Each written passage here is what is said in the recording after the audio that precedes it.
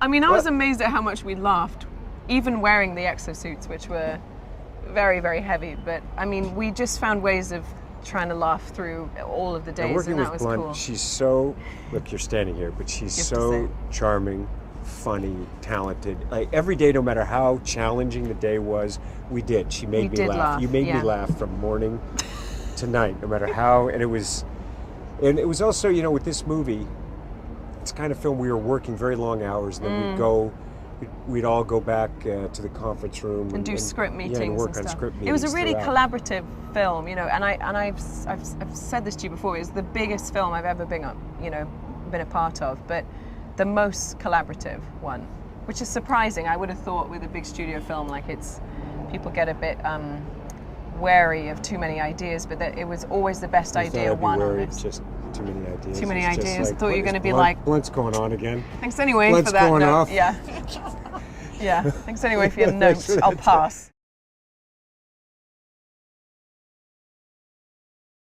Listen, the thing about Doug is, and you see his movies, he has such a unique take, and I love the characters in his films.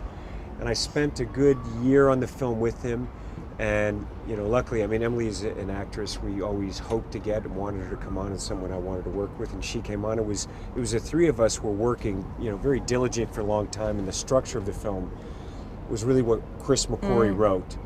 But it is the kind of film that needed that level of humanity, commitment, involvement, and humanity, and you just go over things layer upon layer. And I think when the audiences see the film, the kind of characters that, you know, this is such a unique love story, and it is a love story, and it has tremendous amount of humor and humanity, and you only get that through, you know, that. And it was also the most challenging structure for a film that I've ever been a part of. I mean, I've produced many films and developed and worked on many films, but this was, the cool thing about the movie was that I think interested Doug and myself was this whole point of the reset, being able to reset the day. I mean, my character gets this alien power, and but using it as an advantage for entertainment rather than it becoming like a tedious, like a that's tedious what we were hoping concept. It would not be a tedious, like boring. We were hoping. We were like, is this going to get boring? Diligently, yeah. like just, but it's also progressing character and story the whole time, and her character is a fascinating role because this is a subjective journey taken from Cage's point of view. My character essentially is pretty much a coward who makes a mistake and tries to blackmail a general, and then he gets sent to the front on the beaches of Normandy, and he goes along this journey in the day, and it's quite terrifying, and then he dies. But with that, he gets this alien power, and with that, our two characters, their lives intersect, where she's a soldier, she's a great warrior, and she had the power at one point and then lost it, and feels that she's going into this battle this day and she's going to lose, and all humanity is going to lose. And now, of course, here's my character who has this power, and he's not a soldier, he doesn't want the power, he doesn't want to fight, he's a coward, really. He's a coward and very human, you know, and so she becomes his sensei, his tormentor, his... He's a very good weapon for her, She's unrelenting, and he's just like, look, let's just take a moment here, you know, and she's like, no, you're injured, reset. Reset, and he's like, whoa. And so as this progresses, you know, every single day, she never remembers him.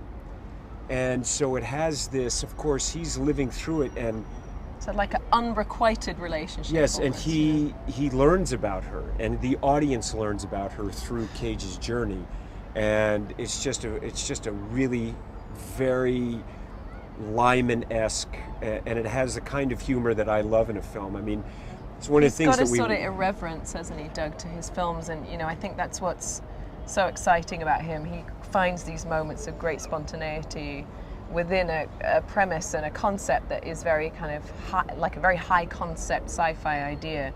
He finds these wonderful moments of humor and humanity, and that's really the place that Doug operates from. You know, he really wants to know, like, what's a real moment, what's a real exchange, what's a real answer to that question. You know, he just always tries to carve out new space for himself within a genre, and I love that about Doug.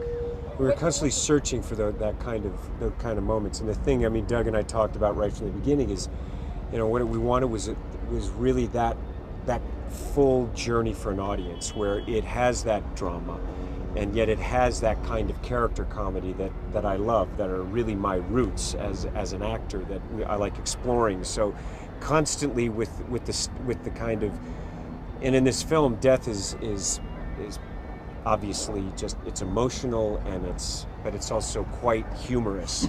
And so I was constantly pushing the stunt guys for, it's like, look, I would have him, I say, this is Wile E. Coyote, please, throw me against the wall, make it more violent.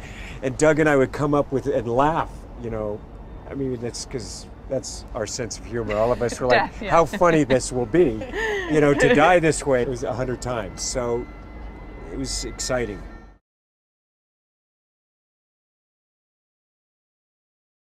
It was so much fun, that I got to kill him in many different ways, and how many different ways can I shoot him in the head?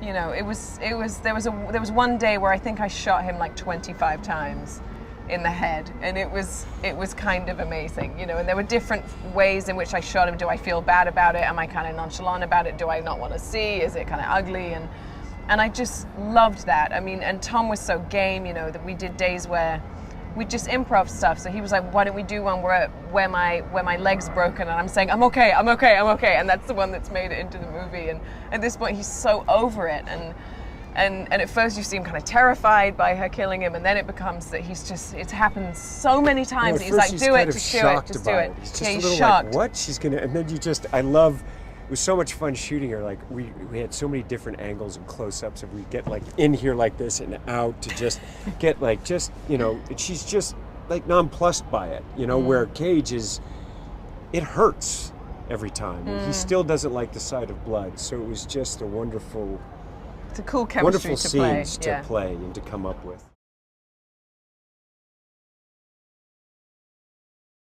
More for you. I know, for Tom it was so easy. I mean, poor Emily. Poor Emily. Poor Emily. No, it was hard for both of us. I remember signing on to this, and Tom just said, this is going to be physically the most challenging movie I've ever done. And I was like, great. So I'm in at the deep end of action movies, but we trained a lot for it. I think that was the only way to do it, was to prepare. And I worked for like 3 months. Emily, she worked. Look, the thing that you did, which I see, the film you also made with Matt, when you trained as a dancer.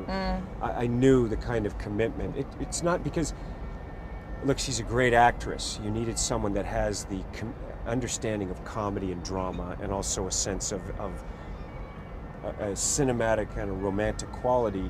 And she trained hard for 3 months and was really, really prepared. But I also knew that this was the deep end of action. It's very complex, and the stuff that we wanted to accomplish together, just for the look of the film and for the character of the movie, that would make it original. And Doug and I talked about it right from the beginning, is that we actually do wear the exosuits, that they are practical. And Pierre Bohannon, who designed them, I spent a good almost 2 months working with the suit before the actors came, and even beforehand, I knew it was going to be very challenging.